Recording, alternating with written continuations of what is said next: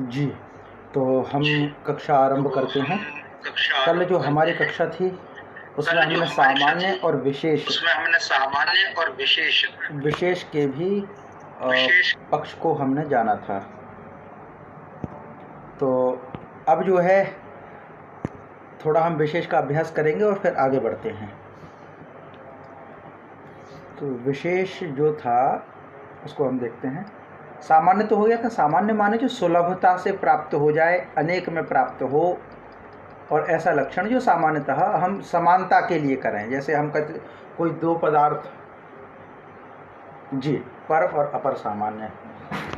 पर सामान्य थोड़ा बड़े विस्तृत क्षेत्र में होता है और अपर सामान्य थोड़ा छोटे में। ये परिचय हमने हो गया था। अब वैशेषिक दर्शन का जो पांचवा पदार्थ है वह है विशेष।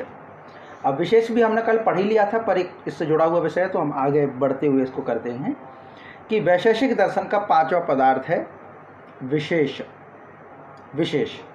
अब विशेष जो है इसके विषय में हमें पढ़ना। तो इसके लिए क्या बात कही गई है कि नित्य द्रव्य वृत्तयो व्यावर्तका विशेषाः। तो ये परिभाषा पूरी बनती है कि इसकी जो परिभाषा है वह इस प्रकार से है कि नित्य द्रव्य में रहने वाले, नित्य द्रव्य वृत्तयो, नित्य द्रव्य में रहने वाले व्यावर्तक जो हैं वो विशेष हैं। अब व्यावर्तक विशेष हैं ये कहा गया। व्यावर्तक मतलब दो पदार्थों के बीच में अंतर करने वाला। माने ऐसा हम कहें कि 100 वस्तुओं में से हम किसी एक को सिलेक्ट करें, तो एक को किन में सिलेक्ट किया, किन गुणों के आधार पर सिलेक्ट किया, तो वो जो सिलेक्शन का जो पॉइंट है वो है व्यावर्तक, जो सबसे भिन्न करे उसको। इसलिए तो विशेष है, स्पेशल है। ये हमने कल विस्तार से पूरा इसको समझा था। आज सिर्फ रिवीजन हमें करना, क्योंकि कल भी लगभग पॉइंट ही पूरा हो ही गया था। आगे तो विशेष प्रकार पदार्थ के प्रकार, तो विशेष पदार्थ जो है उसके प्रकार, तो नित्य द्रव्य वृत्तयो विशेषास्त्वनंता एव, माने नित्य द्रव्य वृत्ति वाले विशेष नामक पदार्थ अनंत ही हैं, ऐसा इन्होंने ये कहा है। आगे अब जो विशेष के बारे में कहा गया है कि विशेष रहता कहाँ कहाँ है, तो विशेष के बारे में ये बतलाते हैं कि यह विशेष नित्य द्रव्यों में रहता है। ये नित्य द्रव्य कौन कौन से हैं, तो बोले पृथ्वी, जल, तेज, वायु के परमाणु। इन चार तत्वों के परमाणु हैं, आकाश के परमाणु नहीं हो सकते। आकाश मतलब अभाव को दर्शाता है, तो इन सब के तो परमाणु। आकाश, काल, दिक्, आत्म, मन, माने नित्य द्रव्य। द्रव्य जो 9 होते हैं ना, पृथ्वी, अप, तेज, वायु, आकाश, काल, दिक्, मनांसि नवैव, 9 प्रकार के जो द्रव्य होते हैं, उन 9 प्रकार के द्रव्यों में विशेष की उपस्थिति रहती है। ये सामान्य रूप से हमें जानना है। यहाँ पर भी कहा गया कि पृथिव्यादि चतुष्टयस्य परमाणव आकाशादि पंचकस्य नित्य द्रव्याणि। ये तो ये 4, इसको देखो 2 तरह से इन्होंने बात कही है। एक तो ये 4 पृथिव्यादि चतुष्टयस्य, जो कि पृथिव्यादि चतुष्टयस्य परमाणव, पृथिव्यादि चतुष्टयस्य परमाणव माने पृथ्वी आदि 4 के परमाणु, और आकाश आदि पंचकस्य, तो अब ये आकाश आदि 5 हो गए हैं। आकाश है आदि में जिसके, आकाश आदि शब्द बनता है ना, आकाश आदि। तो समास विग्रह अगर हम करें आकाश आदि, तो इसका क्या होगा, आकाश तत्व है आदि में जिसके, आदि मतलब सबसे पहले। तो इन 5 के आगे यानी आदि में क्या है, आकाश। तो इसके लिए इन 5 को हम क्या कह सकते हैं, आकाश आदि। आकाश है आदि में जिसके, ऐसे आकाश आदि। तो आकाश आदि पंचकस्य नित्य द्रव्याणि, आकाश आदि जो 5 और हैं वो नित्य द्रव्य हैं। तो हो गए 9, क्योंकि चतुष्टयस्य परमाणवः, इन 4 पृथिव्यादि चतुष्टय, पृथ्वी है आदि में जिसके, ऐसे 4 के परमाणु, और आकाश है आदि में जिसके, ऐसे पंचक और। तो आकाश, काल, दिक्, आत्म, मनांसि नवैव नित्य द्रव्याणि, नित्य द्रव्य हैं। अब विशेष के बारे में पूरा पढ़ने वाले पॉइंट कौन कौन से जो हमें पढ़ना है, तो पहला पॉइंट कि इस विशेष पदार्थ के विवेचन के कारण ही दर्शन का नाम वैशेषिक पड़ा। यह इस दर्शन की वैशेषिक मौलिक कल्पना है। इस दर्शन की मौलिक कल्पना, वैशेषिक दर्शन की कल्पना क्या है, विशेष के बारे में जानना। ये वैशेषिक दर्शन की अपनी कल्पना है, मौलिक कल्पना है, कहीं दूसरे अन्य दर्शन शास्त्रों से इसको नहीं लिया है, इसलिए वैशेषिक दर्शन है, विशेष के कारण। तो ये पूरा हो गया। अब विशेष है क्यों, दूसरा पॉइंट जो इसमें है, विशेष है क्यों? तो विशेषक का अर्थ होता है विश्लेषक या भेदक धर्म। भेद करने वाला जो धर्म भेदक है या विश्लेषक है। सभी नित्य द्रव्यों में, जितने भी नित्य द्रव्य हैं जो रहने वाले हैं, उनमें एक भेदक धर्म माना गया है, जिसके कारण उनमें भेद की प्रतीति हुआ करती है, और वही वैशेषिक का विशेष नामक पदार्थ है, भेद करने वाला, है ना। भाई हर एक पदार्थ है, नित्य पदार्थ है, नित्य द्रव्य है, उनमें भेद तो होगा ही। हर एक पदार्थों में, आकाश में भेद होगा, पृथ्वी में होगा, जल में होगा, अग्नि में होगा, वायु में होगा, इस सब में भेद तो है ही। तो जिस कारण से भेद है, जिस एक नित्य द्रव्य के कारण भेद है, वही भेद विशेष है, विशेष वही कहा जाता है, उसी को विशेष कहते हैं। अब आगे कहते हैं विशेष द्रव्य की, विशेष पदार्थ व्यक्ति की पृथकता को दर्शाता है। माने विशेष पदार्थ क्या है, व्यक्ति व्यक्ति में अलग दर्शाता है। जैसे एक व्यक्ति है, मान लीजिए कोई सा भी, उदाहरण ले लीजिए कालिदास, ठीक है, एक व्यक्ति ये है। दूसरा व्यक्ति है तुलसीदास, तुलसीदास। तीसरा व्यक्ति है वाल्मीकि। चौथा व्यक्ति है श्री कृष्ण। पांचवा व्यक्ति है श्री राम। अब ये इतने व्यक्ति हो गए। तो जो विशेष है, अब वो क्या करेगा, इन सब में सबको अलग अलग विशेषता देगा। कालिदास की अपनी विशेषता है, तुलसीदास जी की अपनी विशेषता है, वाल्मीकि जी की अपनी है, श्री कृष्ण जी की अपनी है, और श्री राम जी की अपनी है। तो ये कैरेक्टर सब अलग अलग हैं। कालिदास अपने क्षेत्र में महान है, तुलसीदास अपने क्षेत्र में महान है, वाल्मीकि जी अपनी जगह महान है, और कृष्ण जी अपनी जगह, राम जी अपनी जगह। इनको तुलनात्मक नहीं कर सकते, सब विशेष हैं। तो किस कारण से विशेष हैं? वह जो विशेष है वही पदार्थ है। पृथकता दर्शाता, अलगपन।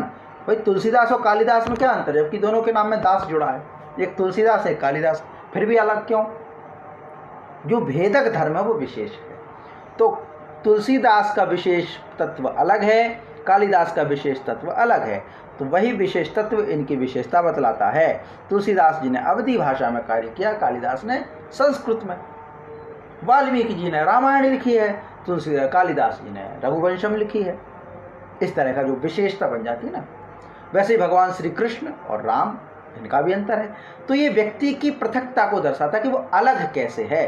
सामान्य पदार्थ जो होता था वो तो संपूर्ण एक दर्शाता था, क्या कि सबके ईश्वर के अंश है सब, बस कोई ज़्यादा है कोई कम है। सब इस पृथ्वी पर पंच तत्वों के रचे शरीर से ही बने हुए थे, सबके माता पिता रहे, सबने इस दुनिया में जीवन जिया इन पांचों ने। तो ये तो सामान्य हो गया। विशेष क्या है? जो सबको अलग बनाए, ऐसा। अब यहाँ पर तो वैशेषिकों का मानना है कि नित्य द्रव्यों की परस्पर भिन्नता सिद्ध करने के लिए ही विशेष पदार्थ की आवश्यकता है। नित्य द्रव्यों में माने ऐसे द्रव्य जो नित्य रहते हैं, उन द्रव्यों में आपस में परस्पर भिन्नता सिद्ध करने के लिए विशेष की आवश्यकता है। अनित्य द्रव्यों की परस्पर भिन्नता के लिए विशेष पदार्थ की आवश्यकता नहीं है, परंतु नित्य द्रव्यों के विशेष परमाणुओं में पारस्परिक भिन्नता का निर्धारण किसी बाह्य आधार पर संभव नहीं है। इसलिए इन नित्य द्रव्यों में से एक एक विशेष की सत्ता मानी जाती है। अच्छा, ये विशेष जान पाना, अब आप देखिए, ये जो विशेष जान पाना आज के उसमें हम देखें तो विशेष का पता कर पाना ये बड़ी बात है। ये विशेष तत्व जो है, अगर इसको हम खोज लें तो आज की टेक्नोलॉजी वहीं से निकल के आती है, जो हम नैनो टेक्नोलॉजी कहते हैं। वो परमाणुओं के स्तर पर विशेष खोजना, परमाणुओं के लेवल पर जो एटम्स होते हैं उनके लेवल पर, मॉलिक्यूल्स होते हैं उनके लेवल पर अलग सोच पाना कि इनमें अंतर क्या है। इलेक्ट्रॉन, न्यूट्रॉन, प्रोटॉन की जो पूरी साइंस है वो विशेष का ही तो है। परमाणुओं पर जा करके उन्होंने विशेष खोजा, जो एक परमाणु दूसरे से अलग है, उस लेवल पर पहुंचना, ये बड़ी बात है अपने में। ये पूरा हो गया। अर्णम भट्ट इस विशेष पदार्थ को नित्य द्रव्य में रहने वाला अनंत मानते हैं। प्रत्येक नित्य द्रव्य में पृथक पृथक पाए जाने वाले विशेष अनंत हैं।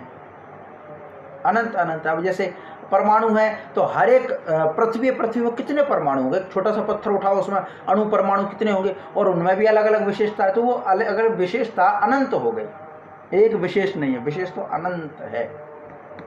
इसीलिए कहा प्रशस्त पाद के अनुसार क्या कहते हैं कि अंत में रहने वाले अंत्य कहे जाते हैं, अंत तक रहने वाले अंत्य कहे जाते हैं, तथा अपने आश्रय द्रव्य को सभी वस्तुओं से पृथक करने के कारण ये विशेष कहे जाते हैं।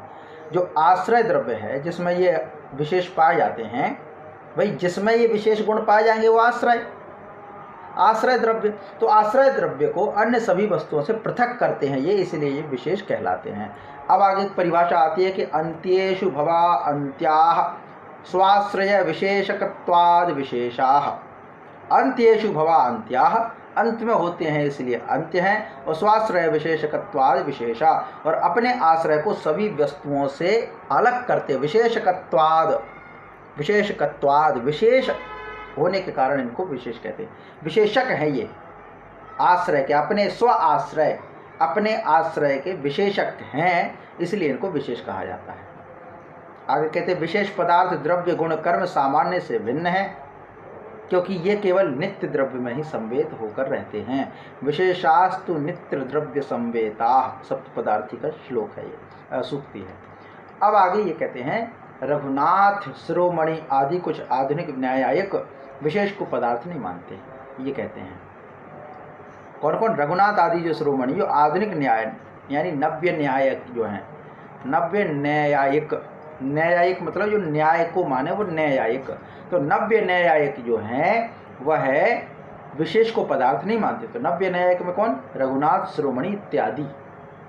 और कुमारिल भट्ट, प्रभाकर, बौद्ध, वेदांती आदि विशेष को अस्वीकार करते हुए इसका खंडन करते हैं। माने एक ये नव्य न्यायिक है वो तो मानते ही नहीं है, और ये मानते हैं लेकिन खंडन करते हुए मानते हैं, माने उसको नकारते हैं, नकारने पर भी तर्क देते हैं। एक तो कह देगा हम मानते ही नहीं साहब, हमें तो आस्थे नहीं इस चीज में, ठीक है, लेकिन एक उसको कहेगा कि क्यों नहीं मानते, उसका कारण भी बताएगा। ऐसा राधा कृष्ण कहते हैं, अब ये राधा कृष्ण पता नहीं कौन से हैं, इस विशेष पदार्थ की केवल कल्पना आ सकता है, वास्तविकता नहीं, ऐसा ये कहते हैं। चलिए विशेष की परिभाषाएं ये पूरी थोड़ी हम रिपीट कर ले लेते हैं, फिर आगे हम अगले तत्व की ओर बढ़ेंगे। इनकी जो परिभाषाएं हैं, स्वतो व्यावर्तकत्वम, जो स्व से स्व को पृथक करे, स्वतो माने स्वतः, अपने से स्व को अलग करे, व्यावर्तकत्वम माने पृथक करे, स्व को स्व से, अपने को अपने से अलग करने वाला जो है वो विशेष है। जाति रहित्वे सति नित्य द्रव्य मात्र वृत्ति, जाति रहित जो है ना, जन्म से नित्य द्रव्य मात्र वृत्ति होता है। एकमात्र संवेतत्वे सति सामान्य शून्य, ये कुछ परिभाषाएं हैं। अंत्य व्यावृत्ति इस प्रकार से पूरा होता है।